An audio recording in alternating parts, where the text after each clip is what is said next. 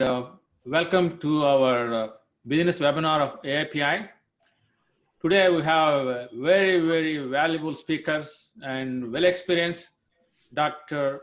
Padma Bhushan Jagdish Sheth, Professor at Emory, and Professor Dr. Rani Chatterjee from Raleigh Durham. Let me introduce our moderators today. Dr. Srini Gangashani is a practicing cardiologist in Atlanta. He's our past board of trustee and vice chair of the board of trustee. And Dr. Prasad Garimella is a pulmonary and critical care and sleep medicine also in Atlanta area. I think we are like a Georgian today, Georgian meeting. Yeah. So I welcome Srini to start the meeting today. Thank you, sir. Thank you, Sudhakar. Good evening, everyone. So I think in these difficult, challenging times, I know last year when Suresh Reddy started with all these webinars, we learned so much from COVID-19, coronavirus, when we didn't know anything about it. I think I was educated so much through all these webinars. I'm glad Sudhakar continuing with the tradition with both clinical point of view, as well as we wanted to dive a little bit to get into business side of COVID-19 impact on the healthcare. You know, as much as medicine is clinical, but also we need to take care of our employees, our physician practices, so that we can survive this COVID-19. So I think I'm glad Sudhakar doing this and giving the opportunity to get very world-renowned, well-known speakers today, so that we can get information about, we can learn from them from a business point of view, how the healthcare is going to be impacted by the COVID-19, what are their predictions, and what we can do to make our lives for practices better. So the first speaker I'm going to introduce, Padma Bhushan, Dr. Jagdish Sheth. I think he's a world-renowned business professor from Emory Gazetta School of Business at Emory.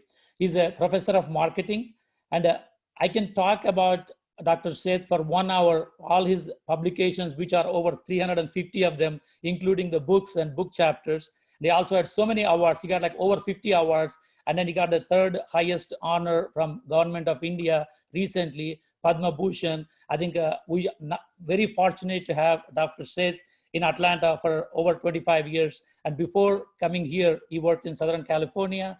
He worked at MIT, and I think his CV is unbelievable. I think we are so fortunate to have Dr. Sheth today. Without further ado, I would like to introduce Dr. Jagdish Sheth, professor of Emory, a professor of marketing at Emory Business School. Please let us entertain from your marketing aspects and what we can learn from our business point of view, how we can improve our business skills, and how the medicine we can change in this COVID-19 situation. Thank you, Dr. Sheth. Thank you, Srini, for inviting me. And I accepted the invitation for one more reason. My heart depends on you, okay? So, because you are a heart surgeon and we are neighbors, I know. So I may be your patient one of these days, so I never know. So thank you for inviting me. Healthcare industry has been in crisis for quite some time. If you look at the aggregate numbers, in 1980, it was only 9% of the GDP, and it was growing faster and faster than the GDP of the nation. And today it is about 12 to 13% of the total GDP. It has crossed $4 trillion, and there is no way government can afford to pay for it. So fundamentally, we see the shift about affordability aspect. Who will be the payer, for example? The provider may remain the same. Affordability, accessibility will become the battleground, and government probably will not do as much payment under either Medicare, Medicaid, or anyway, universal health service. I think the burden will fall more on the patients. And therefore, it is very similar to what happened to dentistry about 25 years ago. Dental care, today the co-payment is 50% roughly, and some of the major issues in dental care, people are going abroad actually to do. The biggest medical tourism is for dentistry, not for any other elective surgeries. So we see a similar change that the healthcare industry, the medical side, will shift from payer-centric to more and more patient-centric, clearly, having understand the psychology, the motivation, the affordability, whatever it is about the patient. So it has to become more patient-centric.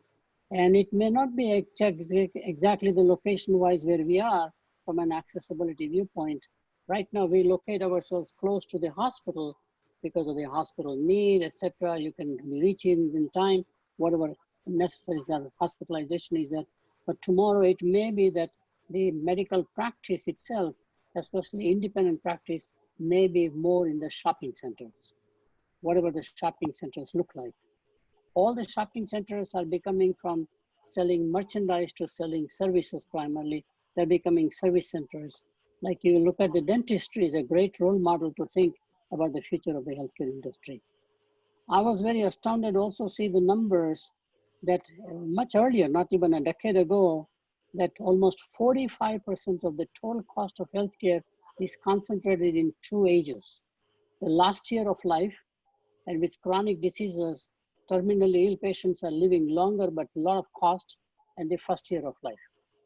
And in the COVID case, you have seen that thing, the bills go enormously. If somebody stays in the hospital with ventilator, etc., the cost is astronomical. So saving the life last year, and the first year is because of more preemie babies. So the question is, what about the rest of the population? Age 2 or 3 till age, I don't know, 75, 80, what happens? And as you know, the country is aging and aging very rapidly, and you have more the chronic diseases rising. So another area of the healthcare would be how much can you do prevention as opposed to how much can you do after the person gets in trouble. My focus today is going to be on the COVID itself right now. All of the things that were happening gradually, I think the COVID-19 pandemic actually is going to push it further.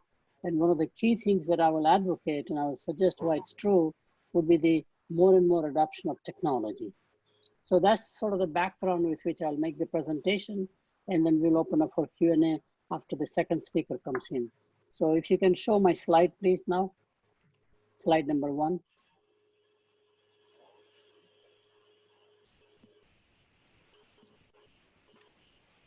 Thank you, Vidya. So the title of the presentation is Impact of COVID-19 Pandemic on Healthcare as a Business, not as healthcare as a compliance or basically medical practice, but more as a business proposition. So slide number 2, please. So there are several issues, and I've classified into 4 categories. The first one is the patient perspective.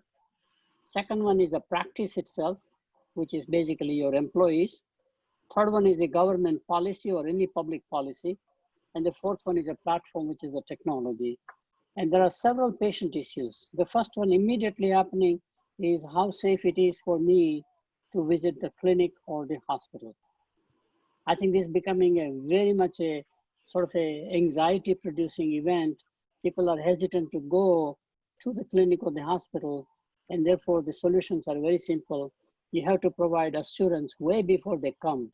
When they make the appointment, somebody has to really provide a lot of assurance that we do everything right. Display on walls and monitors, all clinics have monitors. I'll focus more on clinics and hospitals because hospitals are much bigger, etc., and they have much more other procedures and processes. So this will be more about independent clinics essentially. Display on walls and monitors that you are following the CDC guideline. Just displaying alone allows the fear when the person walks into the clinic. Train the frontline staff. This is very important, which is the receptionist, the nurse, the assistant. Before the patient comes to you as a doctor, he or she touches many points. To assure the patient in the conversation is all about saying that everything will be all right, more so than saying, where is the payment system? How do you know, it's like there's a dialogue that has to take place, which is getting much more important. You know, we used to call it bedside manners, but now it's a necessity in many ways before one can think about the therapy, the treatment, etc. Get quick and simple feedback after the visit. Don't wait till much later on. Very much like what airlines do, as soon as you fly, you immediately get a say, would you like to fill out the survey? I think that immediate feedback is very important to the patient. Patient needs reassurance after visiting the doctor, not just before. Before they're very anxious, and afterwards they need and they are very much gratified what we do. So that's very important recommendation that I make. Office offer telehealth services. I was on a university call at Emory University. As you know, we are a big healthcare provider, and our president or a CEO for the healthcare practice gave numbers that I was astounded.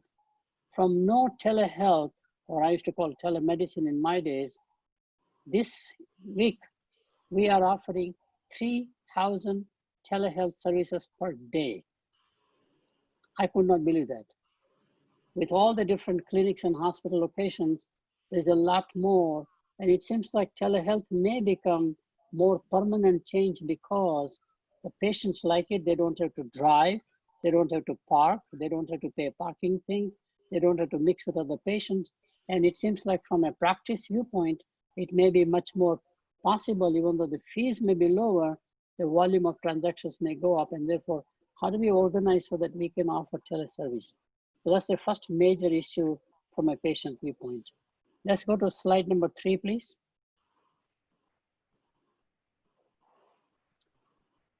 This one is patient is now very much worried about flexibility. So they're managing their livelihood, their children, everything locked up. There's a lot of tension in the family. Try to manage growing family, especially, it's getting hard. So they're asking, are you flexible in making and changing the appointment? And of course, it impacts the operations on our side. So how do you make it possible? One of the key recommendations is going to be, you will have to expand the hours of operation, including evenings and weekends. People having daytime for whatever reason.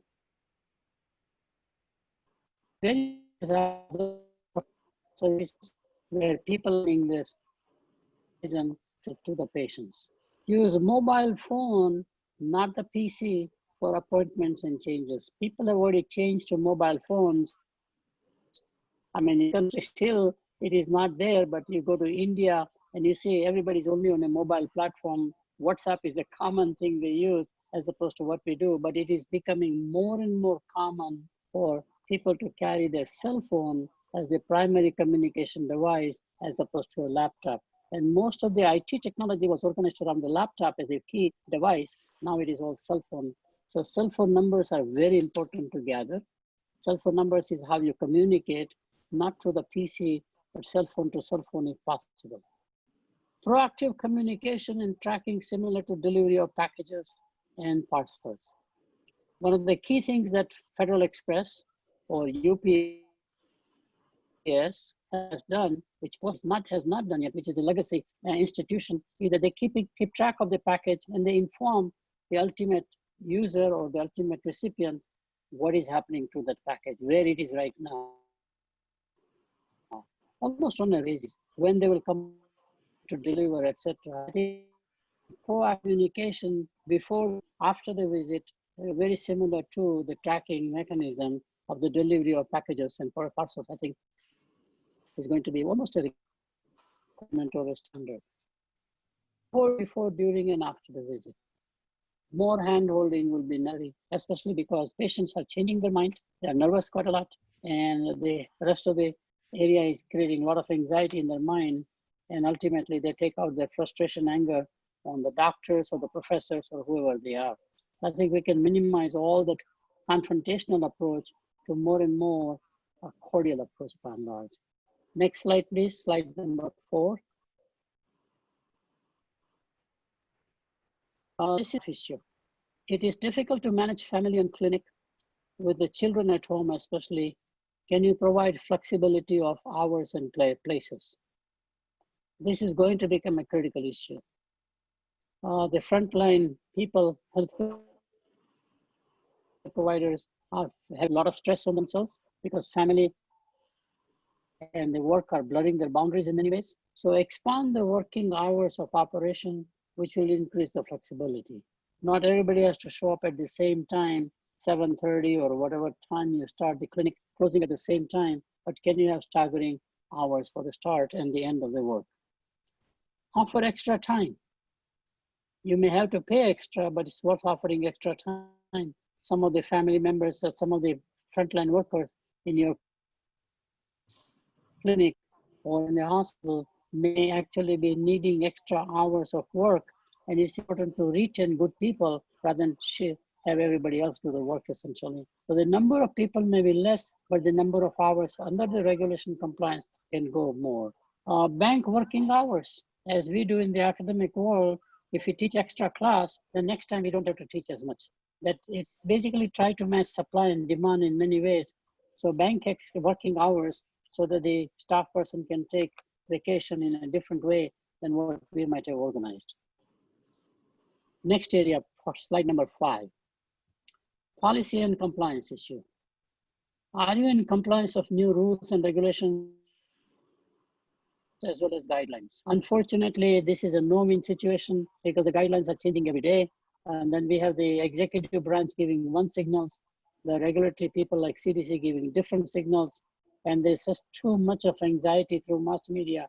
So how do we make sure that we are complying? This is the assurance to the workers or our own staff people, as well as to the patients, as well as to the regulators. Key recommendation, display the guidelines everywhere. Overkill it. Go out of your way to show that we are in compliance or whatever the guidelines are. There are guidelines for the patients, like wearing a mask, for example, how to sit, etc. Over communicating about the guidelines is very important, gives the assurance. Train staff have revised guidelines. We just don't have time to train the staff again and again, but this is much more dynamic, almost like a weekly meeting. In many ways, the clinics, larger clinics will become more like a hotel. Every day in the morning, all of the working staff people, whether those are catering people, housekeeping people, they all get together and say, what is we are going to do today? It's because the changes in the complexity of managing the hotel or hospitality is becoming very similar. So we'll have to provide more revised guidelines and education to our staff people and to the patients for that matter. Old habits die hard, point number 3. Therefore, monitor the modified behavior by everybody. Are you following the modified guidelines? Or just because you are the owner managed clinic, you say, I don't have to follow. Or you are too knowledgeable to say, I should not follow, there's no need. Your staff people, the patients, whoever is there, I think we have to provide guidelines. If you have your own standalone clinic and have your own parking space, then guidelines about the parking space, whatever you do. Retrain as many guidelines come from regulators and policymakers. So guidelines will come from 2 sources that we have to manage at the same time. Ensure compliance is maintained at all times. Unfortunately, it's got to be much greater than ever we recognized because of the COVID-19 pandemic fear that we have and the casualty that happens. Slide number 6. This is a very, number 6, payment and collection. This is where most of the hospital groups, as well as the clinics, are relaxed about collecting the payment. How do you make sure I collect the payment from the payer and the patient? Those are the 2 people who pay for wherever. Some may not have insurance even, for example. Invest in software technology that speeds up the process of collection. This is a very important recommendation because going to the collection level is not enough. That's too late again. We have to prevent as much as possible going to the ultimate collection.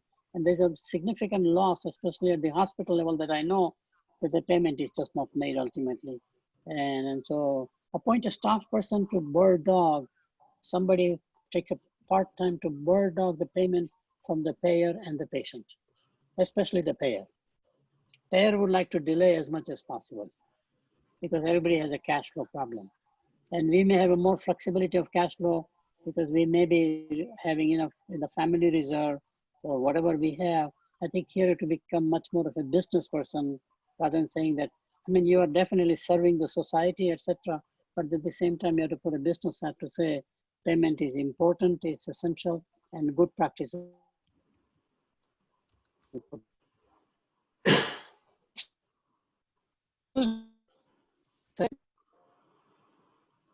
We want the right collector or collector company.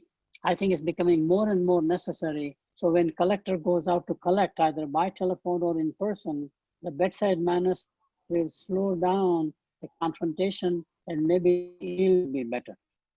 That's a very important thing that I have learned by doing some work in the collection area.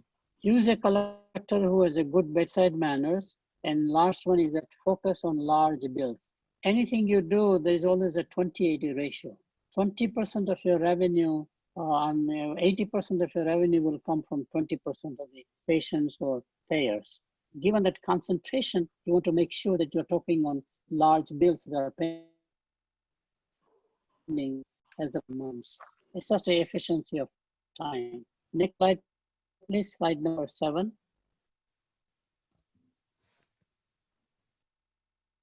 Yeah, supply chain issue. How do I supply chain? One of the biggest things that we do not put enough time because we are so busy in practice, running from patient to patient, hospital to hospital. We just don't have time to think, read, or anything. But supply chain management probably will be more critical than anything in this business going forward. Supply chain is the most strategic function, not an administrative function in healthcare. And therefore you can't delegate. This is something that you, as the owner managed practice, have to learn how to do it yourself. Managing a supply chain cannot be delegated. Install the software technology to improve what we call lean operations, cycle time, mass customization. There are 4 processes that Toyota actually put together in automobile building. We are finding supply chain service as a factory is much more important concept, and it works much better because in services industry, it's a co-production with the patient. The patient has to cooperate with you, and only the technology can guide both of them together. And hence it is very important to invest and over-invest if necessary in the software and the upgrade of the software. And I must tell you, most hospitals are way behind in the legacy systems. These are more frontline patient-centric softwares as opposed to operations level software by and large. Adopt the new applications and technologies and manage the supply chain. Rotation of the inventory is key. If I look at your own place, I can tell you there's a 10-90 concentration. There are so many little things out there because we don't have the time to clean up the closet, literally. And given that there's a dead inventory quite a lot, which may have a value either as a surplus to give away or in the market exchange somehow, there's a lot of dead supply sitting in the back office primarily. I think that needs to be paid attention. Build strong supply relationships and have a backup supplier. You cannot count on any one supplier anymore. We have to have a backup because of the uncertainty, the disruption that's taking place in the supply chain right now. I mean, PPE is a clear example. Hospitals are struggling. Volunteer people are helping out. That's not really the efficient way of doing business. Slide number 8, please.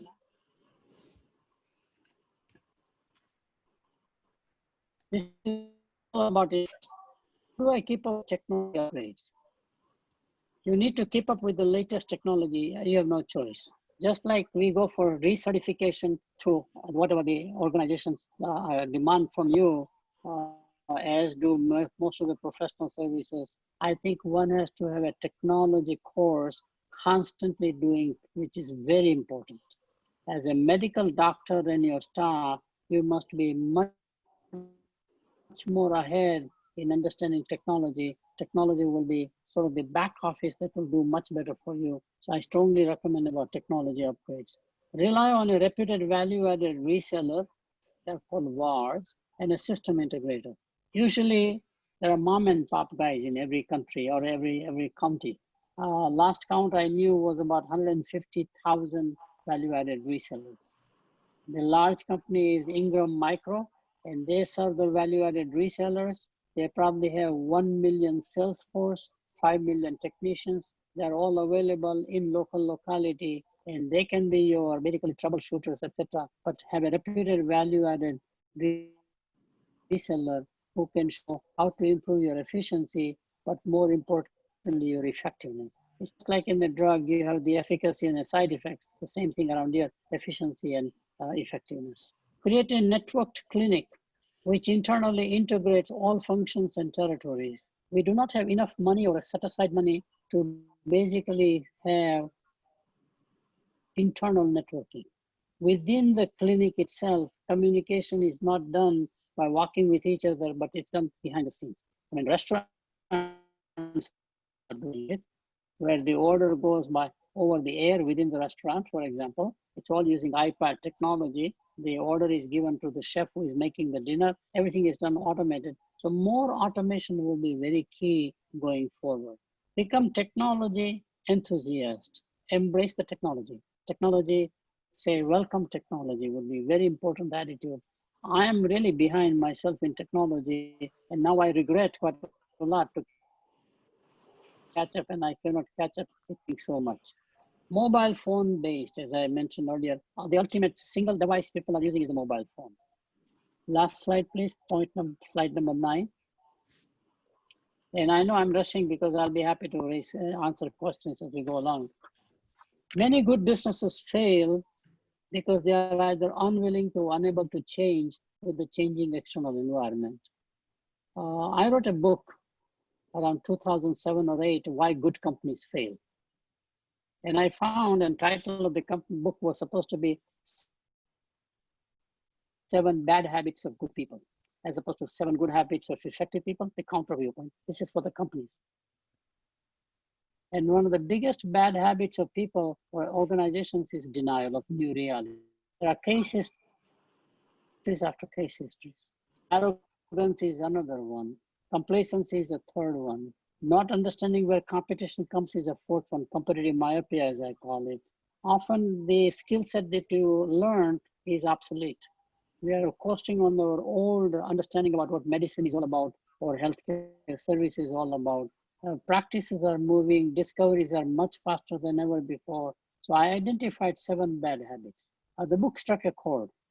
It is already in 14 languages, and it is now reprinted for the India market, I think this month or next month. And the title is called The Self-Destructive Habits of Good Companies and How to Break Them.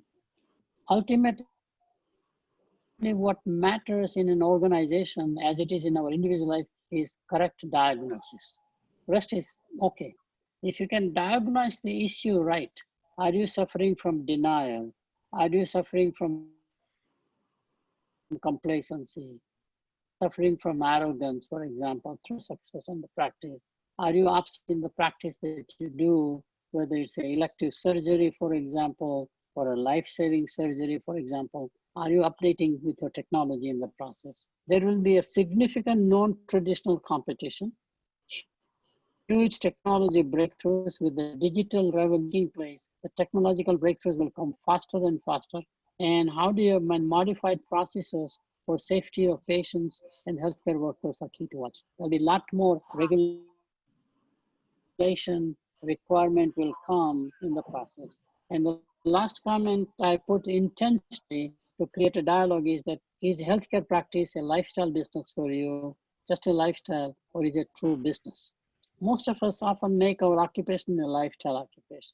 We are doing very well, we are coasting, we take a cash for coming out, invest some other places. I think we do not invest back into our own learning or our own business. We don't have to invest money in a hospitality industry, for example. We don't have to invest into something else. Can we focus back on the practice, have enough reserves to upgrade the practice? It's very important. And the key difference is the mindset of the owner of the business, the practitioner themselves. Is it a lifestyle or is it a true business that you are looking at? I did want to close, this is my end of the presentation, but I did want to close by saying that please watch out for non-traditional competition. This industry is ready to be disrupted. The large hospital groups will consolidate even more geographically in the locality first, but eventually on a regional level and on a global or a national level, it is inevitable. So hospital groups alone will not survive, as we have seen in the Atlanta area that I know, out of many hospital groups, many have been consolidated, where has bought out quite a lot, others have bought out, etc. And there is a growth in other sides. So really, while the big hospital groups and clinics will struggle to survive, mom and pop hospital groups will grow, just like the urgent care has grown right now. It was waiting in the wings, and they provide more affordable and more accessible practice or healthcare procedure. So they will go two extremes. Very much like in banking, the big banks are consolidating, struggling to survive. Then you see all the community banks growing at the same time. So watch that trend, and technology will be a key disruptor. And in the healthcare case, we also believe the policy will be changing toward more affordability, but the patient has to pay out of his pocket. Governments will not pay. I'm very convinced about accessibility and affordability becoming political battlegrounds, but ultimately, like dentistry, medicine will go the same way almost as dentistry has gone. Thank you very much. Thank you, I Dr. hope Smith. I've spoken too fast. Usually I'm more relaxed, but I have my colleague. I need to give time to him.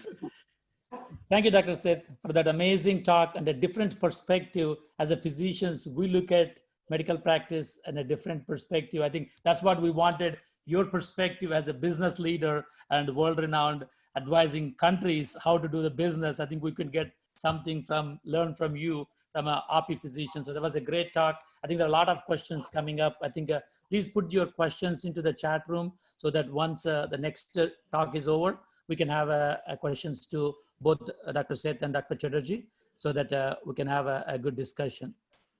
So thank you, Dr. Seth, for this amazing talk. Let's move on to the next speaker.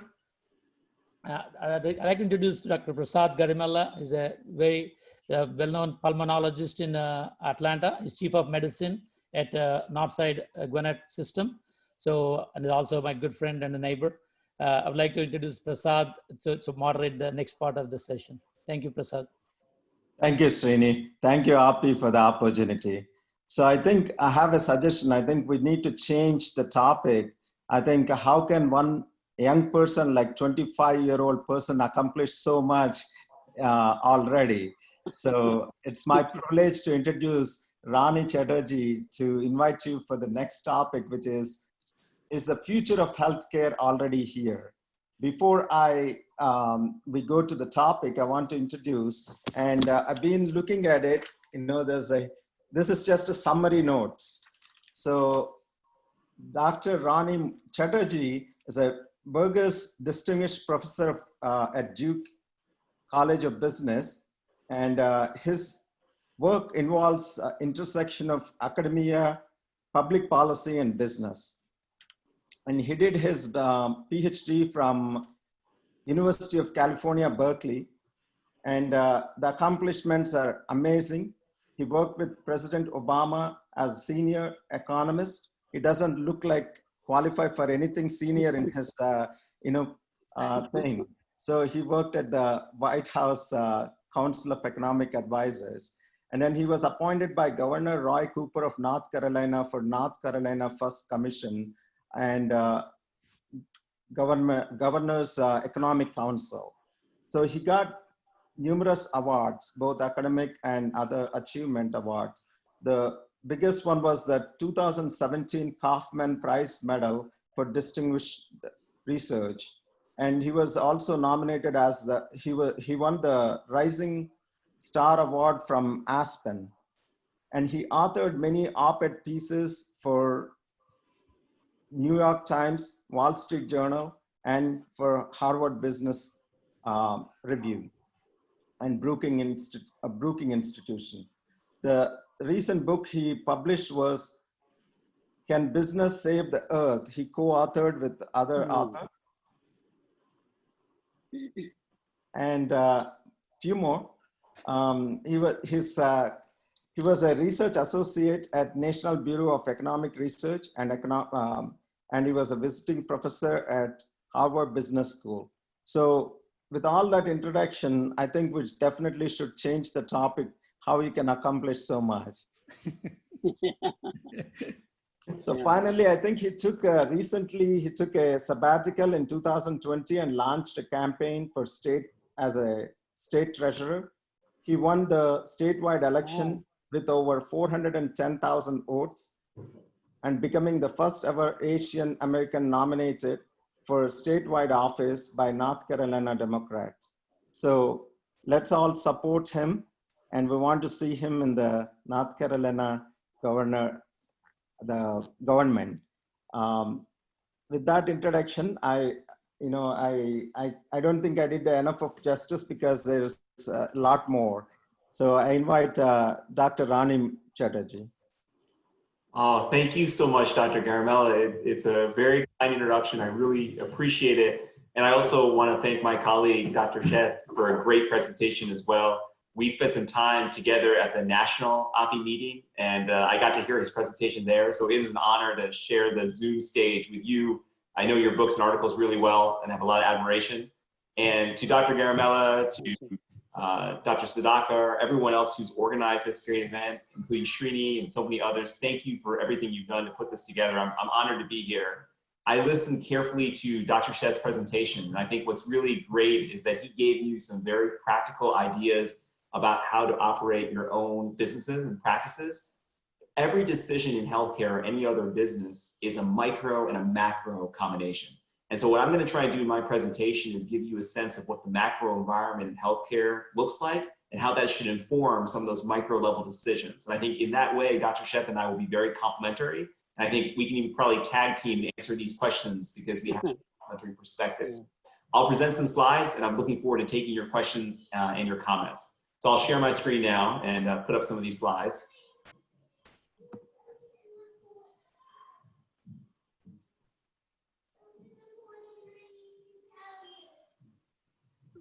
All right, so the title is the future of healthcare already here? I think they gave me a kind introduction. I am a professor at Duke University in Durham. I'm a big basketball fan, so we can always talk about that later on if you're a Duke or UNC fan. We'll leave that at there. So I always like to start every talk, particularly if I'm speaking to physicians. You know, who am I? Why am I here? I'm not a medical doctor. I'm a business economist who studies entrepreneurship and innovation, including in the healthcare sector, but not only. So I have a lot of interest in healthcare, but it's not my major focus necessarily in my research. You'll see that I'm going to try to weave together a lot of the things I've done in other industries to help you understand what I think is going on in healthcare. Dr. Garamella gave a great summary of what I've done in my career. I think the key thing that he mentioned at the end is I'm taking a sabbatical from my academic work at Duke and running for state treasurer of North Carolina. The most relevant piece of that, which I'll talk about at the end, is not political. There's not really a Republican or a Democrat way to be a state treasurer, but the state treasurer runs the state health plan in North Carolina, which is one of the key reasons I ran for this. Our state health plan covers 720,000 North Carolinians. So when a state employee goes to the hospital or the doctor, it's up to the state health plan run by the treasurer to provide the reimbursement. So if I'm successful in November, I will be the largest payer of healthcare in North Carolina.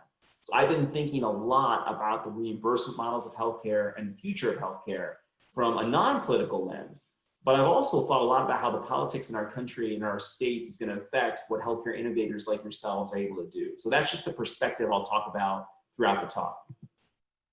My goal is twofold. I first want to provide some of my thoughts on some trends in innovation and entrepreneurship and what they mean for the future of healthcare. I think you all need to be thinking when you operate your businesses about what's coming next, what's around the corner. How do you skate to where the puck is going to be next? That's how you need to think about business.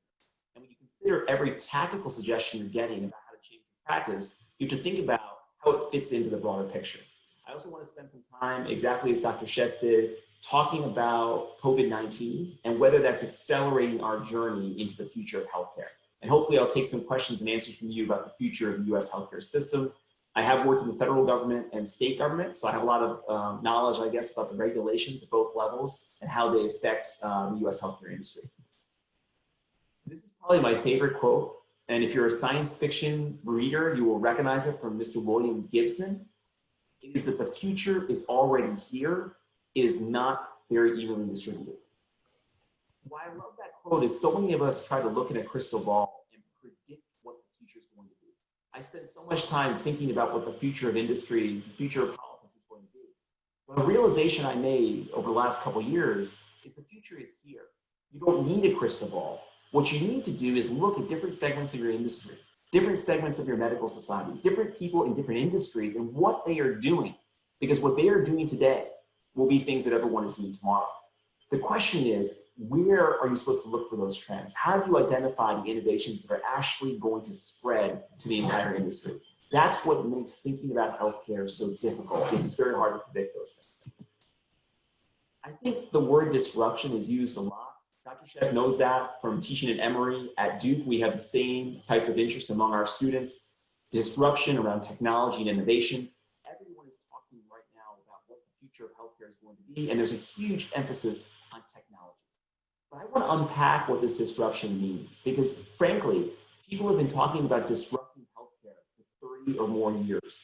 And many of the things that people talked about 30 years ago, we still haven't solved in healthcare. And I'm interested to see whether we're going to see a big change in the next 10 years and the next 20 years of healthcare, or whether we'll see some of the things remain the same. I meet people every day who want to disrupt healthcare. Most of the time they scare me. There's a lot of people from outside of the healthcare industry who think they've discovered a new way to do things.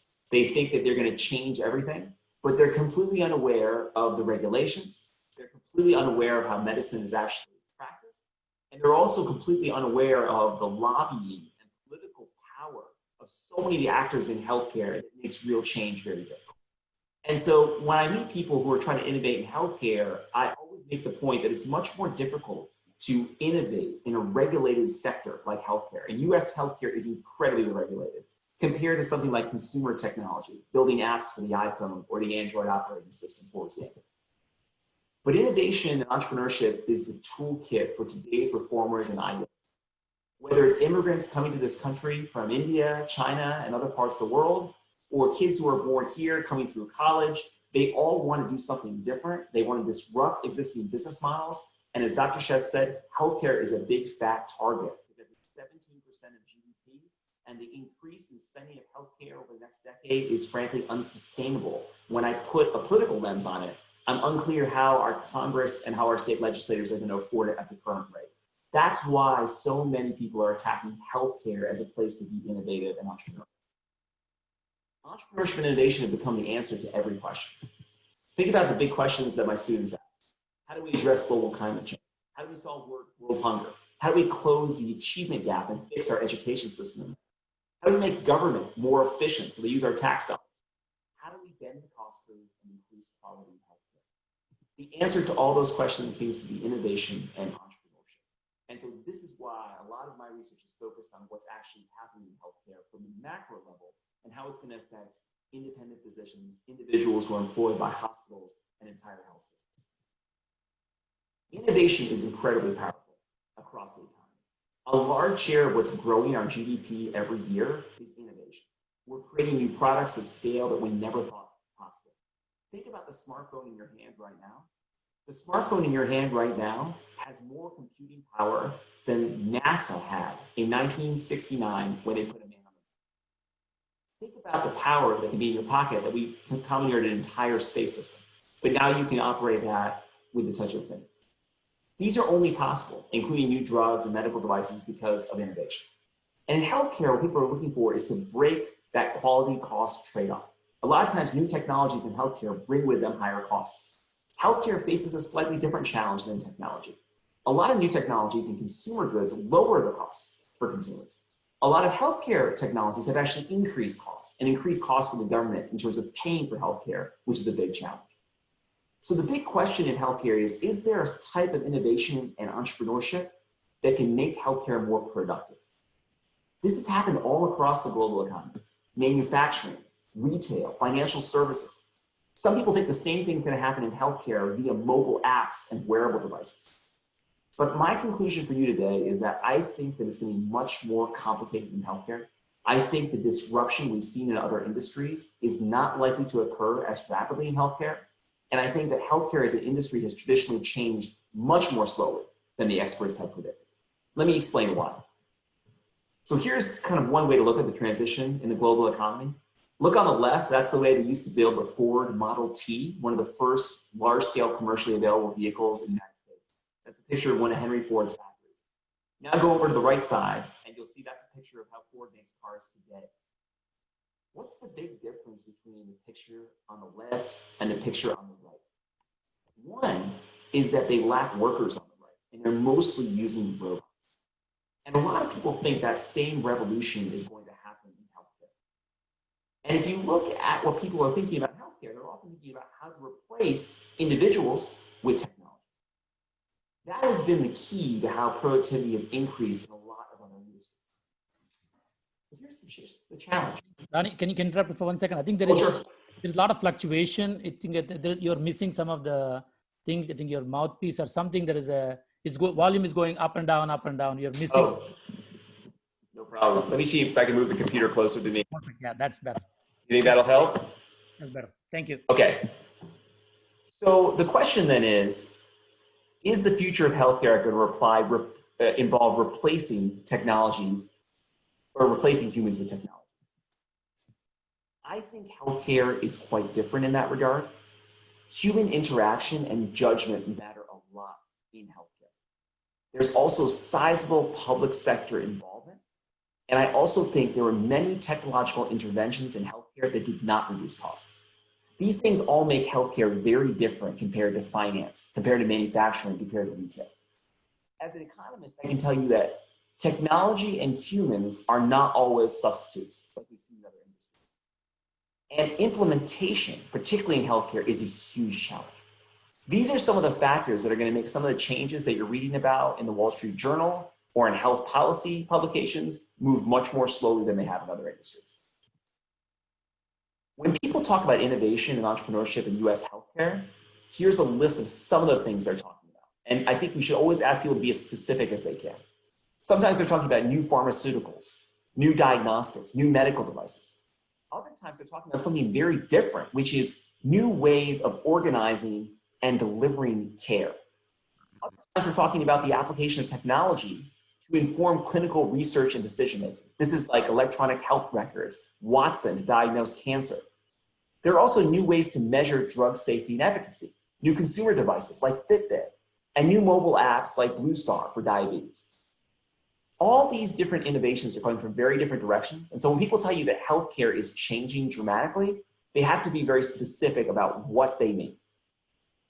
When I think about innovation, here's what I think the theory of the case is. What works? How do we figure that out? How do we align incentives so more organizations adopt them?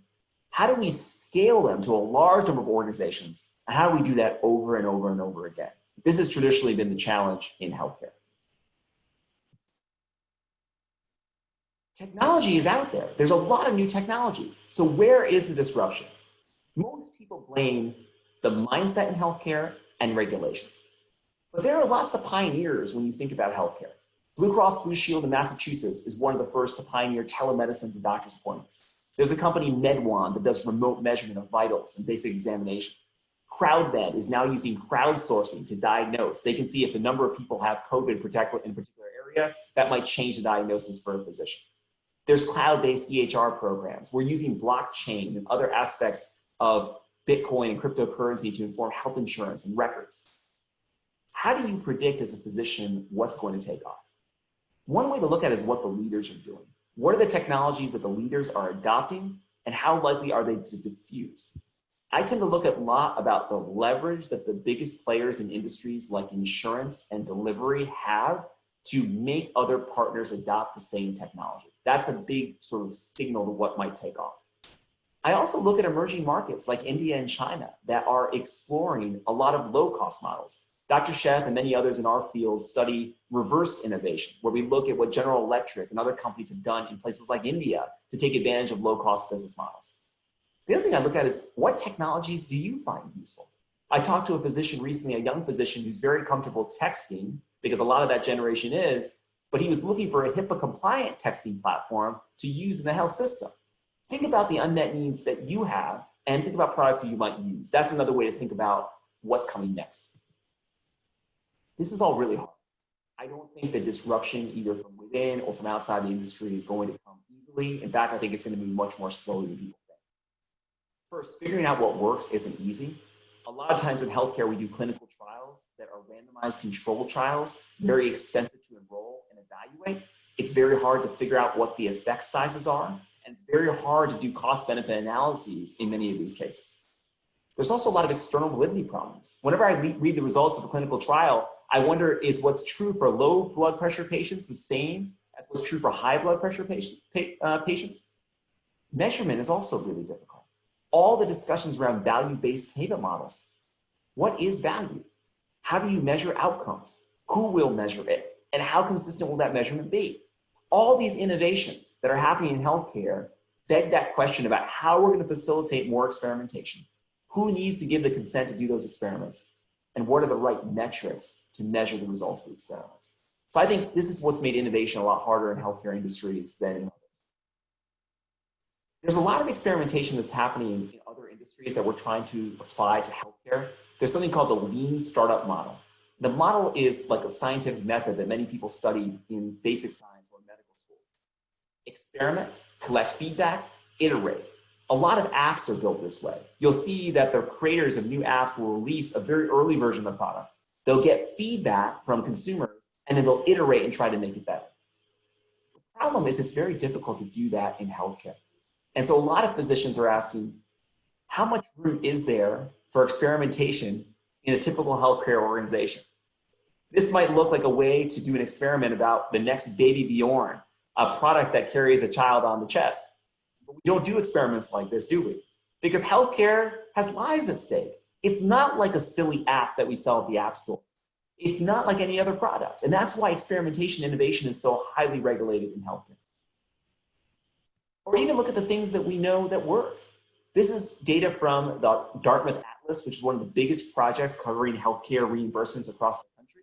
We know that in the dark green areas, places like McAllen, Texas, the reimbursements, the Medicare reimbursements per enrollee were incredibly high compared to the light green areas like Duluth, Minnesota, where they were much lower. Simple, right? Whatever works in Duluth, Minnesota, we should just bring down to McAllen, Texas, and everything will be light green. Healthcare doesn't work that way. Healthcare has found it very difficult to diffuse even best practices across the entire country. And that's been one of the big challenges for us. Even when you have something that works, scaling is very difficult. One of the things I worked on at the White House for President Obama was called the Center for Medicare and Medicaid Innovations. It was to spend billions of dollars to run pilots on healthcare. We found lots of really interesting, cost-effective methods to do population health. One of these is this Oregon Health Resilience Program. It involves specialists who work with some of our most costly patients, the folks who are representing 50% of the cost. Back to Dr. Sheth's rule, 5% of patients account for 50% of the cost. If we could only focus on those 5% of patients and reduce their ER visits, we could save lots of money in healthcare. Well, they've done this in Oregon. They've had $300 billion of savings. But here's the challenge, even with programs like this that work. Experts like Dr. Amitabh Chandra of Harvard, he's saying, look, there's so many things we do in American healthcare because we think they must work. We have very powerful narratives that each of these things is going to generate billions and billions of savings. But every time we look, we found the answer has been a big, giant zero. Dr. Ashish Jha, also at Harvard, said there's almost no interventions that we know that improve health and save money. There's a couple things we do know. Vaccinations are the number one thing. Once you get beyond that, it starts to get pretty tough. So this is why innovation and changes in healthcare have been so difficult. Some people want more apps, but a lot of these apps don't work. And nobody is regulating these apps. And there's no sense of cost effectiveness with these things. We're just throwing things against the wall to see what works. We're seeing a lot of investment in digital technologies, digital apps. The amount of venture capital funding has increased every year in these areas. But even if we get this all right, we might raise quality, but we're not sure the costs are really going down. And that is a big challenge for American health. And so we're going to run into this big challenge where the government and the other payers are going to be trying to reduce costs. Innovators are going to be trying to introduce new products to market, but they're not always going to be able to break that cost quality trade-off. And then we're going to be unlocking a very different kind of healthcare system. And that's what I think you need to prepare for. As you think about the macro picture, and maybe it is a move to a more dentistry-focused model, the way Dr. Sheth was talking about, the way dentistry evolved, you have to think about what you can do in your own individual practice. A couple of things I'll end on, and I'd love to take some questions. Let me skip ahead just so I can save time for the questions, because I know we want to end at 10. A couple of things about COVID. So has COVID accelerated trends in healthcare? I can tell you the case in North Carolina where I live.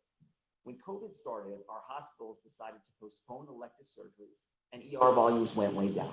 Our hospitals, especially in rural areas, were struggling immensely. Our payer mix in North Carolina is not very strong, in part because we have not expanded Medicaid. So in many rural areas, if you don't have people coming in and doing these elective surgeries, the hospital is going to suffer. Hospital is also one of the biggest employers in places like rural North Carolina. So it has a huge economic impact. Now, this is another challenge though. The hospitals are getting larger and larger and leading to lots of consolidation. So when you think about the power of hospitals, I saw Ravi on the chat asking about the future of independent practices. Ravi, I'm not that optimistic because what I see is giant consolidation in the healthcare delivery system. Hospitals getting larger and larger and having more and more pricing power. I also see things that we've done over the last 10 years around electronic health records, basically favoring large organizations. What kinds of organizations have the ability to adopt these large electronic health records? Well, it turns out large organizations often do. What kind of organizations have the ability to set up accountable care organizations and all the back-end technology integration required to keep track and measure? Large organizations often. So you see this consolidation in healthcare in the hospital side. Well, you're also seeing on the payer side. Blue Cross Blue Shield is the most powerful commercial insurer in my state. And in many states, you see a consolidated insurance market. So what I want you to think about is the evolution of medicine at the macro level from a bunch of mom and pop independent practitioners when many people started on this call to a much different kind of landscape. One that without antitrust policy or other changes may continue. The payers are getting bigger, the providers and health systems are getting bigger, and just like the corner hardware store that Amazon put out of business years ago, the corner coffee shop that Starbucks eliminated, what will remain? Well, there are a few artisanal coffee shops, just like there'll be concierge medicine. There are a few hardware stores that have pivoted. But in general, as the big get bigger, it's often harder for small firms to compete. Even in technology startups, many of those companies are never going to be as big as Facebook.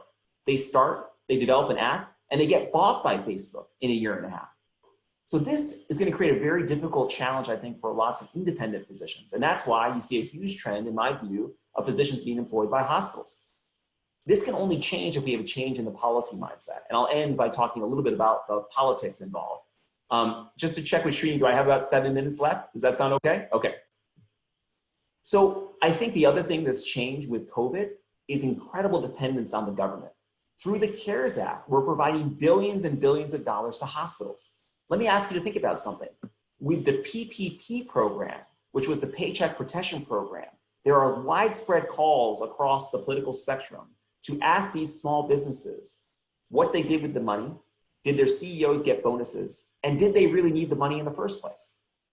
I also think you're going to see a lot of scrutiny on hospitals that have taken these billions and billions of dollars because these programs are also significant and people are going to start to look at the same things. As governments become more dependent, or as health systems become more dependent on government, you're going to see a really interesting challenge when we start to see different policy proposals depending on the results of the presidential election. So one very interesting thing to watch. In terms of the changed political dynamics, we are a nonpartisan group here, so you can just think about it from one side or the other. It seems like during the Democratic primary, there were a lot of discussions about how to expand health insurance, including the discussion about Medicare for all. If Vice President Biden is successful, he's already proposed to try to expand Medicare to cover people who are 55 and older. That would be a big change in the expansion of insurance. In many ways, it would increase and improve the payer mix for some hospitals, just like the expansion of Medicaid is doing. So he might have hospital support on these kinds of initiatives. But as more and more folks are on the government insurance programs, that increases leverage. So Medicare obviously can reimburse at a lower rate because it's such a large payer. So if more and more people are covered by government payers and fewer by commercial payers, that's going to be a really interesting challenge for the future of reimbursement. A couple companies are trying to take this into their own hands. You've heard of JP Morgan, Berkshire Hathaway, and Amazon. Well, Jeff Bezos, Warren Buffett, and Jamie Dimon got together and they said, we're sick of paying these high healthcare costs. We're going to cut out the middleman and go directly to the providers. Well, Atul Gawande, the famous physician and writer, has taken the job running Haven, but recently left. It's a very difficult challenge to collaborate among these employers to get lower prices. So you're going to see lots of different experimentation in that, which I can talk about. I'll end by asking a couple questions. Who's going to determine the future of healthcare? One model says the consumers. And I think this is especially true if you see President Trump reelected or a more Republican vision of healthcare, which is trying to increase dependence on health savings account, push more of the burden of responsibility to consumers and allowing the value of choice in their healthcare decisions. this can have a huge impact on how healthcare is delivered and how it's paid for. Product companies, the big medical device companies, the pharmaceutical companies, the ones who make biologics, they're making these expensive innovations, trying to recoup their R&D, often in the billions of dollars over 10 or more years. These are innovations that can save people's lives, and will they be determining the future of healthcare? As I said, the payers are increasingly concentrated and powerful. They're not just powerful in terms of market players, they also lobby government and are some of the biggest donors to political contributions in terms of campaigns. Health systems are also increasing their concentration. Many of you are leaders in your health system and you're seeing this happen. And then there's the government policymaker side. I talked a little bit about Washington. Let me just talk a second about the states. When we think about North Carolina, one of the biggest challenges is what the reimbursement model looks like for rural hospitals versus urban hospitals. Our rural areas in North Carolina are losing people, but have infrastructure in healthcare. Sometimes that infrastructure is being supported by subsidization, either from the federal government or the state government. And some of our rural hospitals have failed. And in fact, in many of the states that didn't expand Medicaid, rural hospitals are failing at a high rate. So the future of rural hospitals is a big, big issue in North Carolina at a state policy level. The other big issue is, to what extent are we going to change from a fee-for-service model to a more value-based payment arrangement? And that's a big decision that a lot of states are making in terms of trying to move to that. North Carolina is doing a lot in that area as well and could do more. And that's one of the things that I'm working on. So these are all things that could figure into the healthcare debate. A couple takeaways: beware of general theories. You might read about innovations in other areas and think that should happen in healthcare. Healthcare is highly regulated and has many different aspects. I often see that these things that work other places don't work in healthcare. What works doesn't always win in healthcare or other places. We can't just assume that the best technologies rise to the top. It's often the big and politically connected players that have a lot to do with which technologies get used. Don't assume that technology will always substitute for labor, both in education and healthcare. I actually think it's more useful to think about technology complementing our providers and our teachers in the classrooms, because that seems to be the model that people want in education and health. These buzzwords about innovation and entrepreneurship appear to be the answer to every question in healthcare. Under the surface, I think there's still a lot of uncertainty about what works, how to scale good ideas, and whether we can actually achieve higher quality at a lower cost. So when commentators talk about the disruption of healthcare, they're often bringing together lots of different things. I think the thing to remember is the reason that you all went to healthcare. Healthcare is special, but it's also special in the way that it's affected by these technological forces. So as you're making decisions about what to do in your own business and looking at these factors, these are some of the considerations I'd like you to make. Thanks, everyone. You can reach me if you have questions at my Gmail address. I'm on Twitter at Ronnie Chatterjee. Looking forward to answering any questions. And thanks again for inviting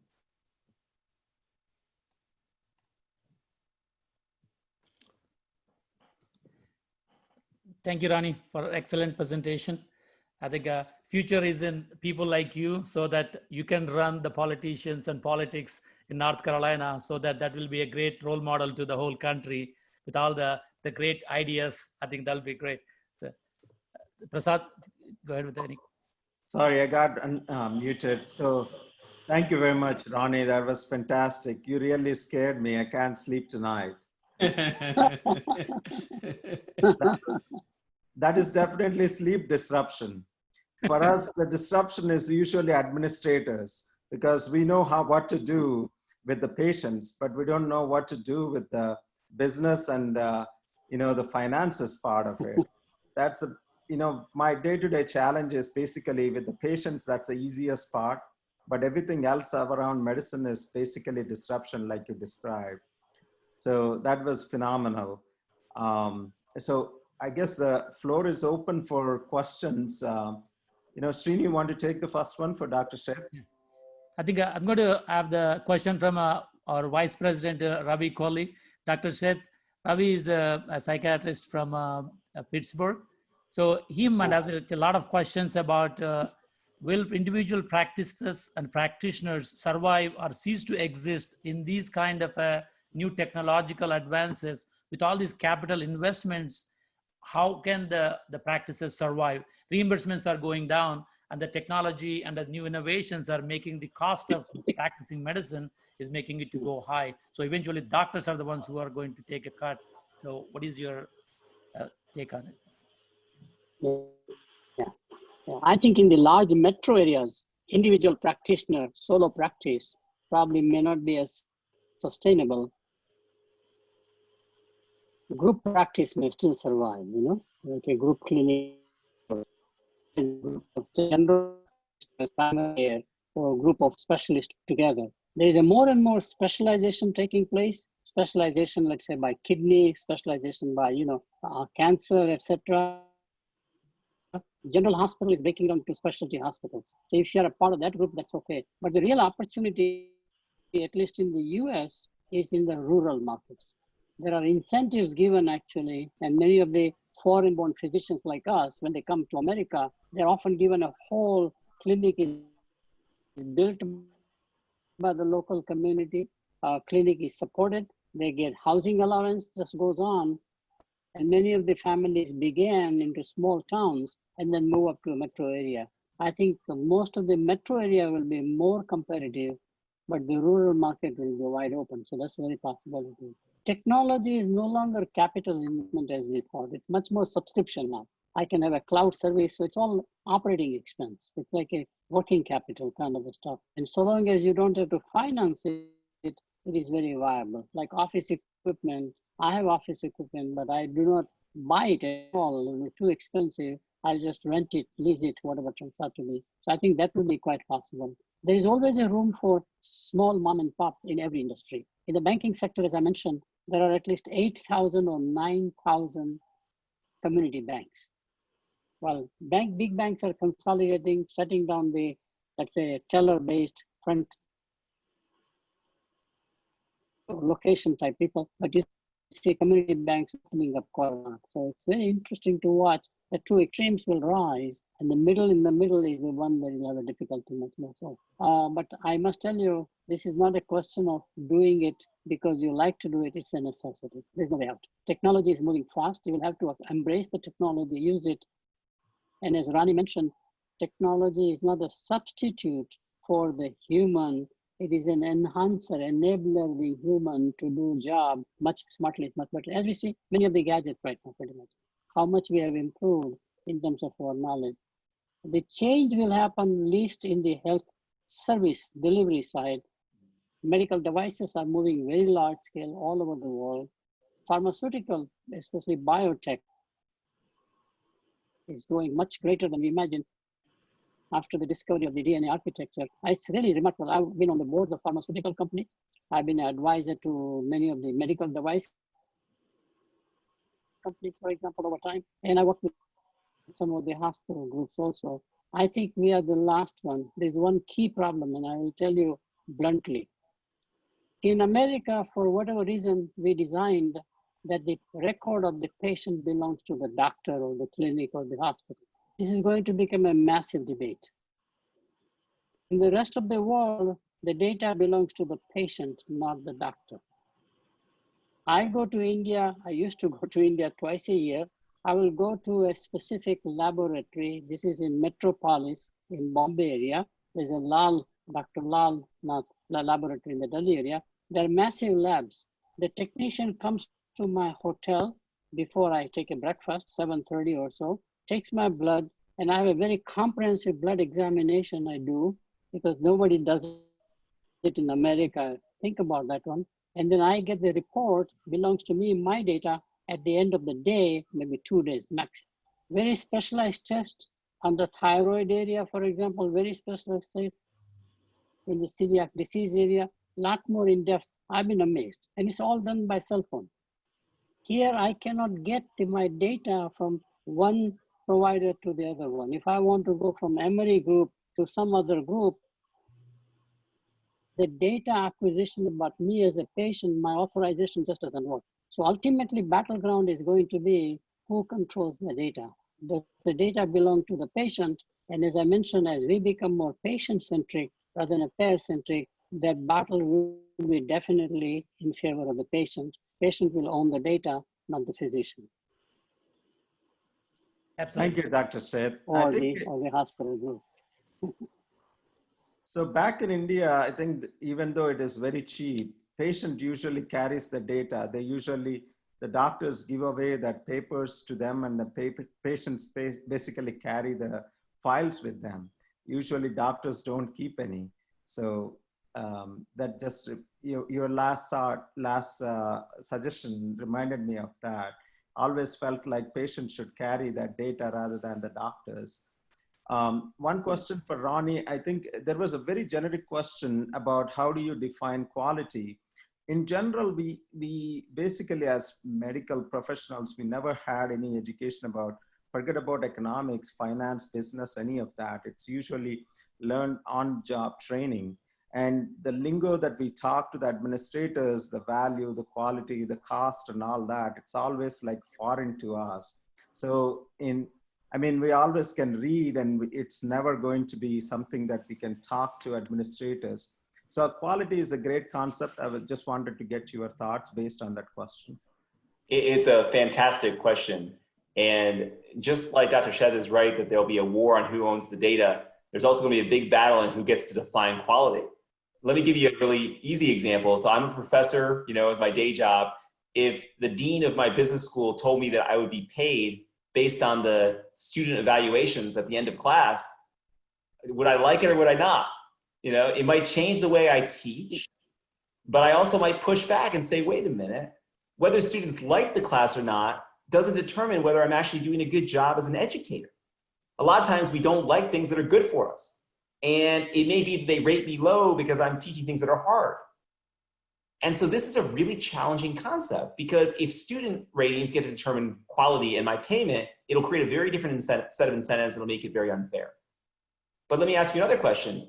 If you were paying for your kid to go to college to learn from me, wouldn't you want to incentivize me to be very customer friendly and service oriented?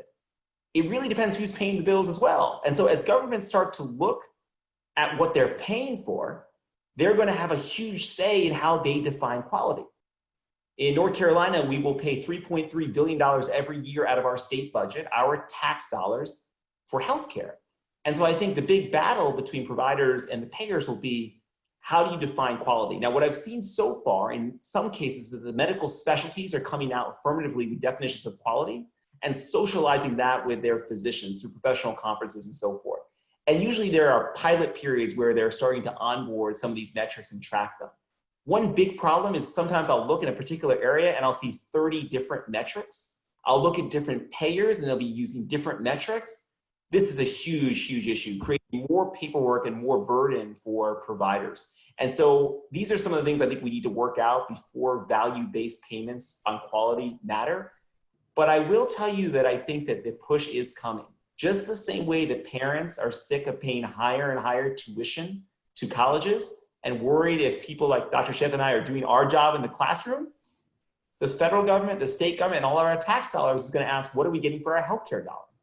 As long as they're in the position of being a payer, you're going to see these big demands for quality and these pushes to decrease costs. So I think it's one of those big challenges that it will have to be a conversation that happens. And I think that providers need to get organized to be able to figure out what those quality metrics should be. I don't think you want the equivalent of student evaluations for your quality metrics. Oh, thank you. Thank you. So the question for Dr. Seth, what is the future of direct cash subscription-based care? Do you think how is it going to come up with just a direct cash subscription-based kind of a model? It is very likely to happen.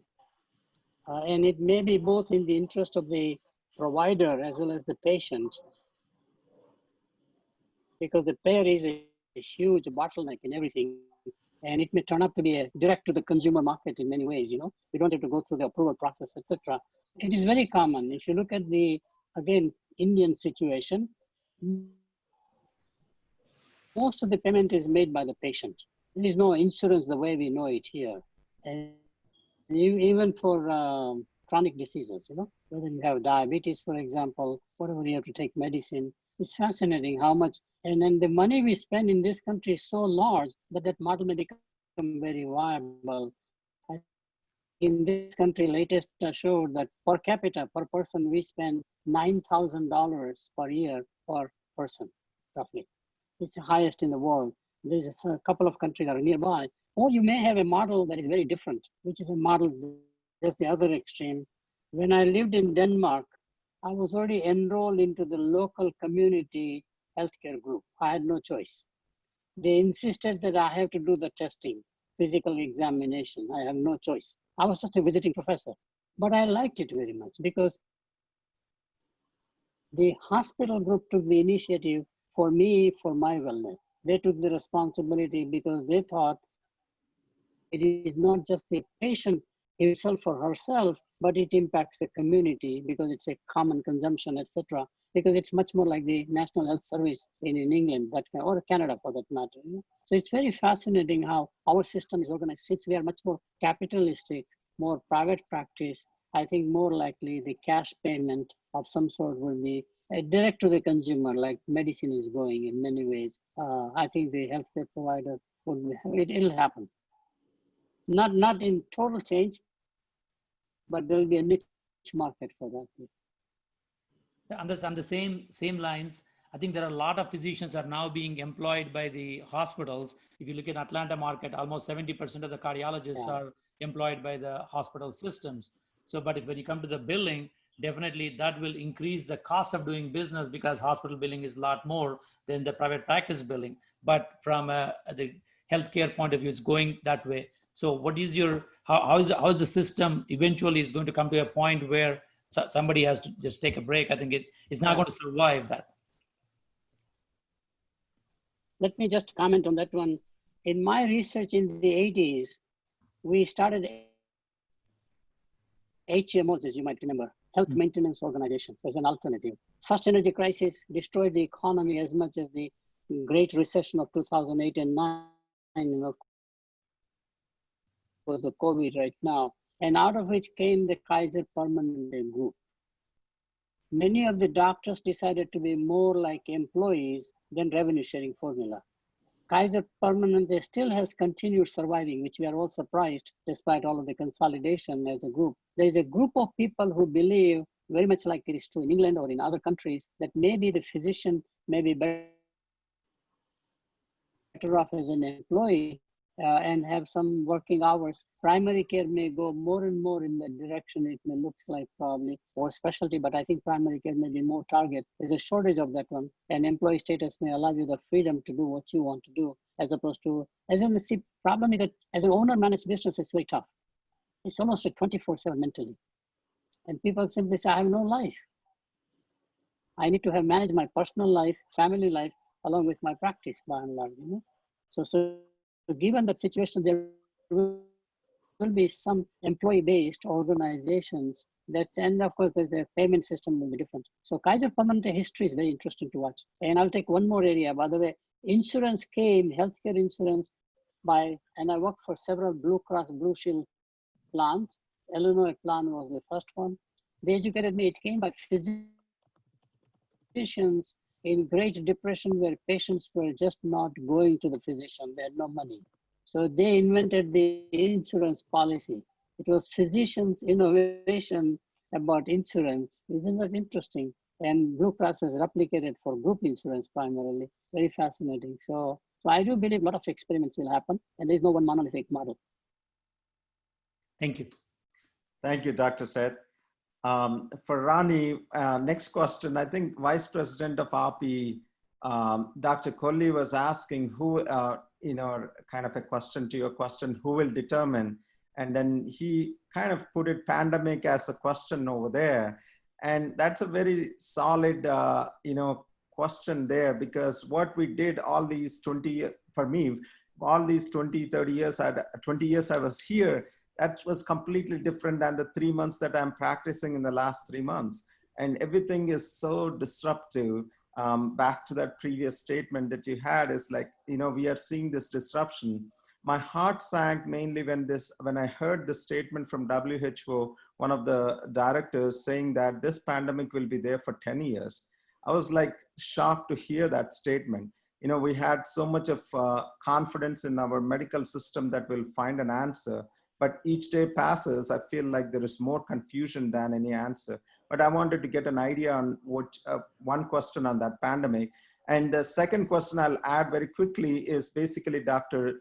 Satish Katula asked a question. A lot of physicians, including me, have a lot of innovative ideas, but lack of time and resources. How do we execute these ideas? If you can take those two questions quickly. Oh, fantastic. And thank you. Both questions are great. First on the, and well put, Dr. Garamel, I think it's well put. So two things. One is this notion of COVID and how it is accelerating some of the innovations. And I think it is. So one thing we're seeing a lot in North Carolina, I'm not sure about other states, but I imagine it might be happening. Telehealth reimbursements are being paid at parity with in-office visits. And so just like Dr. Cheth was saying, you're seeing a huge increase in telemedicine, but it's the payment models that are adjusting as well, which is allowing that to proliferate. And so more of my friends and colleagues at Duke are doing telemedicine and it's being paid for like an in-office visit. The question is, how long will that last?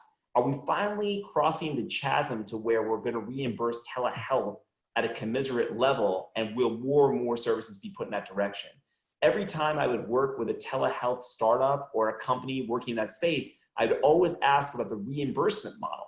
And now it seems that COVID may have created an opportunity for that to persist here. So I think that COVID in that way has also accelerated a trend in healthcare. The second thing is, I think that citizens are paying much more attention to our healthcare infrastructure and much more nervous about their healthcare access than they were before. To me, it's not a coincidence that on Tuesday in Missouri, I don't know if anyone's on the call from Missouri, the voters approved a Medicaid expansion in a very red state. They approved the Medicaid expansion in part, I think, because there's a global pandemic and people are worried about access to healthcare. And so this may also change the politics of healthcare in a way where people are focused more on universal coverage than they were before. So these are two things that I think COVID may be having an effect on. I also think on the last question that Satish asked about what do physicians do with their ideas? So I would be self-serving to Duke and Emory if I say this, but some of you can do an MBA, that helps, but I know you don't have any time to do that, so you don't need to come back to school.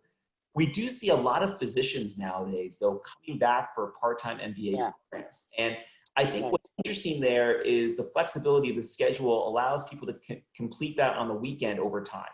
A couple different advantages. I mean, I think conversations like this you can have with your classmates. You build a great network, often with a lot of physicians, but people in different industries.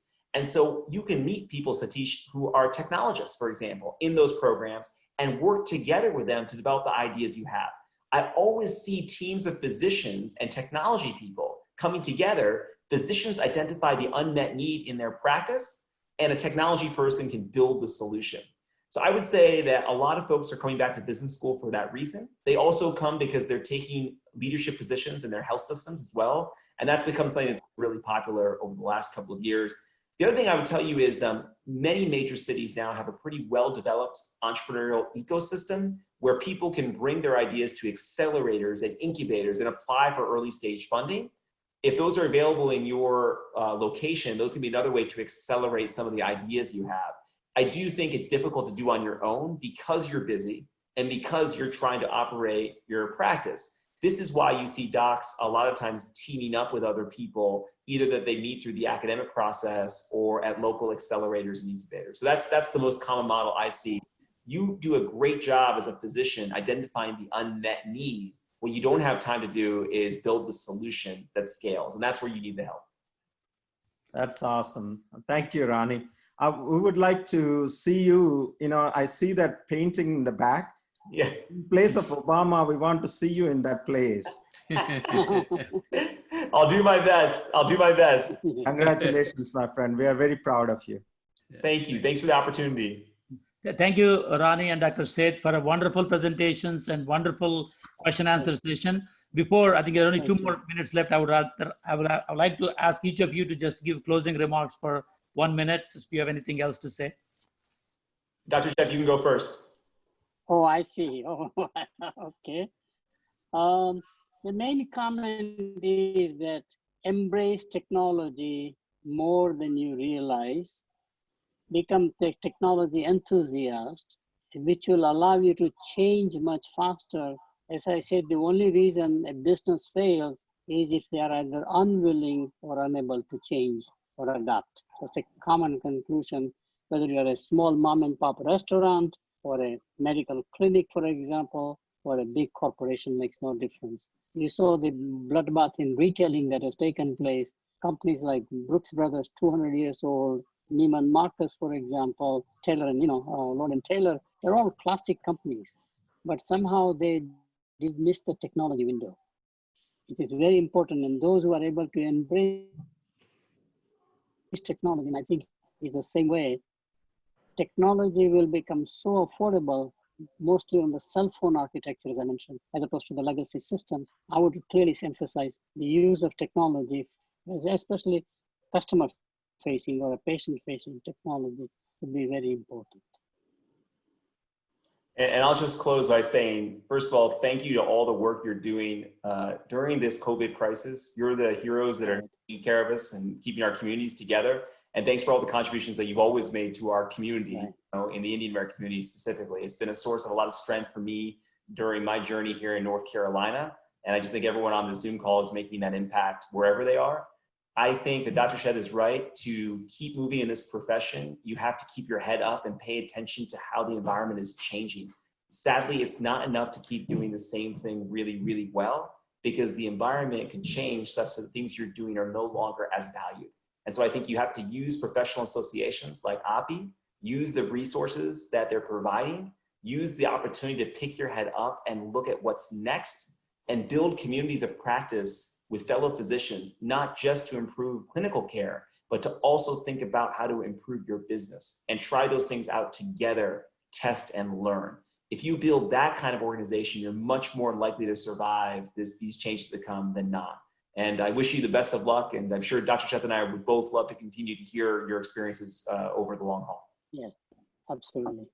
Thanks a lot, both of you, I think, for an excellent, like 1.5 hour session. So we learned a lot.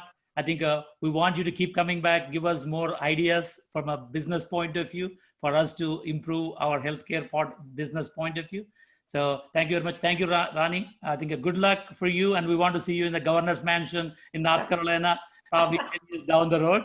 I would like to ask Sudhakar Junnalagada, our AAPI president, to give just a few closing remarks.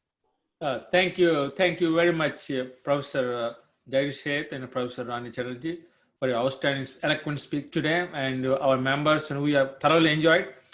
Again, as Dr. Garimala said, we're kind of scared because, we're not business savvy. We take care of the patient. But thank you again, and stay safe. Good night. Thank you. Thank you. Bye. Thank you, Dr. Zakir. Bye. Thank you. Thank you. Bye, Rani. Bye, guys. Bye. Thank you.